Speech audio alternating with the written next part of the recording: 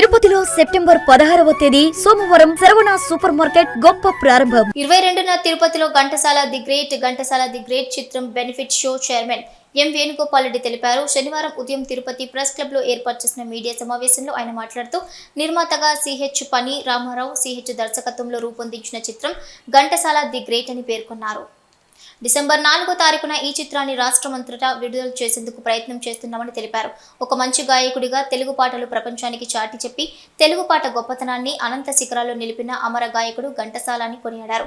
ఆయన జీవిత చరిత్రతో నిర్మాణం చేసుకున్న ఈ చిత్రాన్ని ప్రజలందరూ ఆదరించి ఆదరణ చూపాలని వారు తెలిపారు. చిత్ర యూనిట్ ఆర్థిక సహాయం అందించాలన్న ఒక సంకల్పంతో తిరుపతిలో చిత్రాన్ని ఘంటసాల చిత్రాన్ని ప్రదర్శిస్తున్నామని, ఇదే చిత్రాన్ని రాష్ట్రమంతటా ప్రముఖ ప్రదేశాల్లో కూడా ప్రదర్శిస్తున్నట్లుగా తెలిపారు.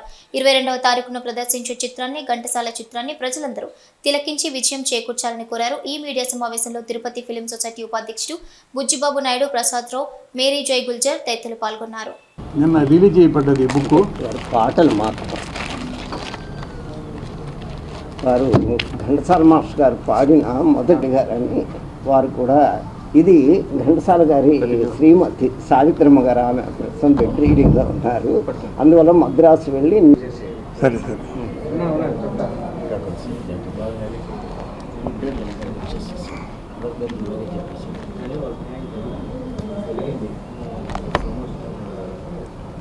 ఫస్ట్ని అలాగే ఇది దీన్ని కూడా ఇట్లా జూమ్ చేసుకున్నాం. దీని గురించి సంకలనకర్త చల్లా సుబ్బరాయుడు గారు.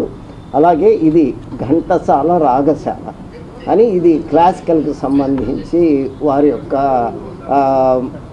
సంగీతాన్ని బట్టి ఆయన ఎన్వి ప్రసాద్ గారు వారు కూడా వారి సహకారాన్ని అంది కృతజ్ఞతాభావంతో మనం చెప్పాల్సిన బాధ్యత మాకుంది. కాబట్టి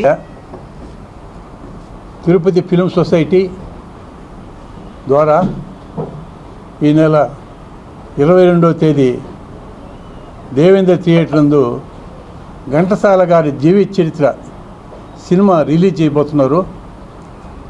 ఘంటసాల గారి గురించి మీకు తెలియని వాళ్ళు అంటూ ఉండరు.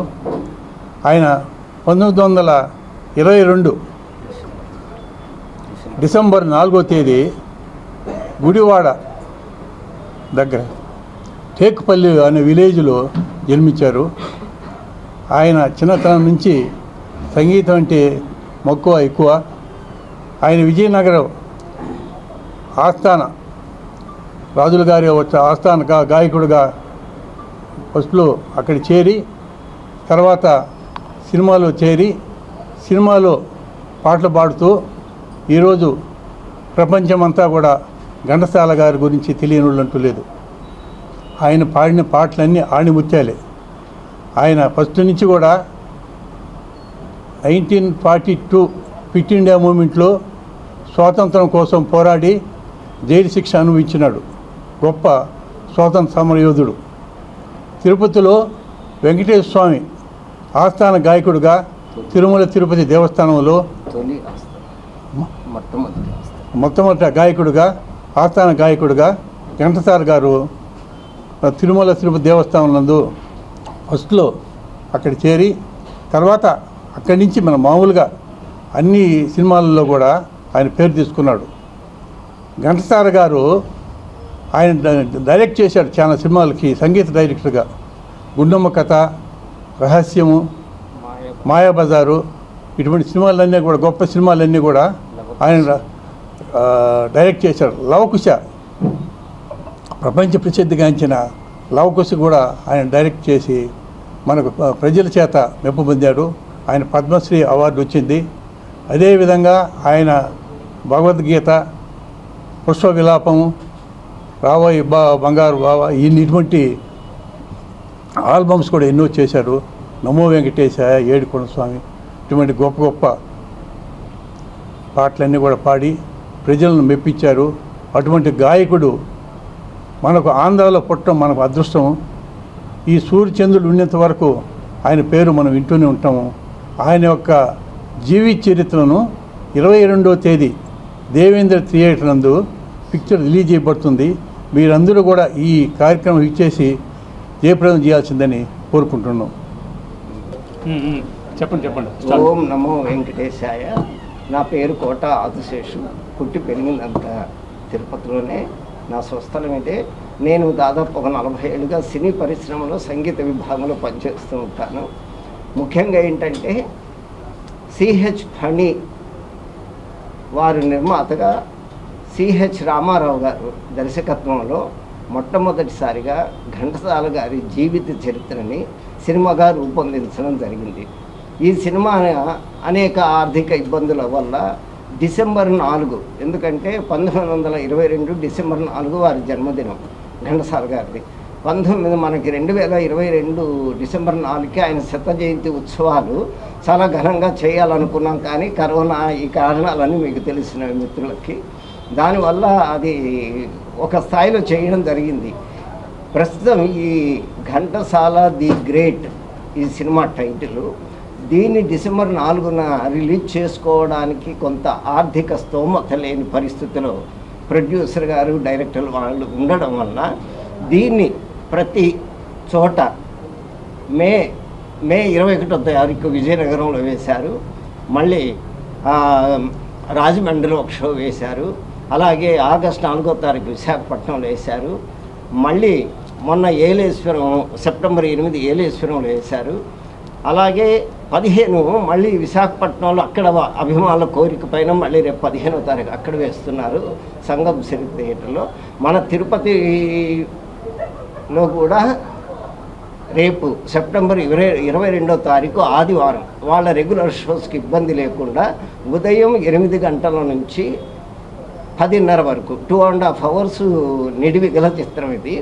అందువల్ల ఇది ఏంటంటే ఇది రిలీజ్ చేసుకోవడానికి ప్రొడ్యూసర్స్కి వాళ్ళకి కావాల్సిన ఆర్థిక సహాయం అందించడం కోసం మన తిరుపతిలో ముఖ్యంగా Tirupati film society president chairman గారు అయినటువంటి వేణుగోపాల్ రెడ్డి గారు, అలాగే ప్రెసిడెంట్ వైఎస్ బాబు గారు, సెక్రటరీ మన శేషగిరిరావు గారు, మరియు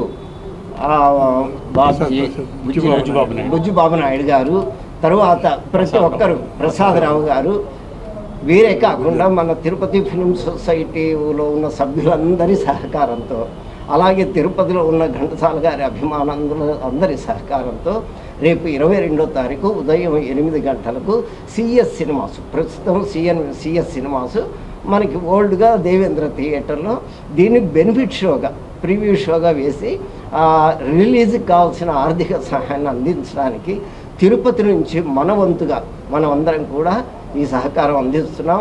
ఈ విషయాన్ని మీడియా మిత్రులు, తర్వాత ప్రింట్ అండ్ ఎలక్ట్రానిక్ మీడియా మిత్రులందరూ కూడా, ఇది ఒక ఆయన ఘంటసాల మాస్టర్ గారు నాట్ ఓన్లీ గాయకుడు, ఆయన సంగీత దర్శకుడు.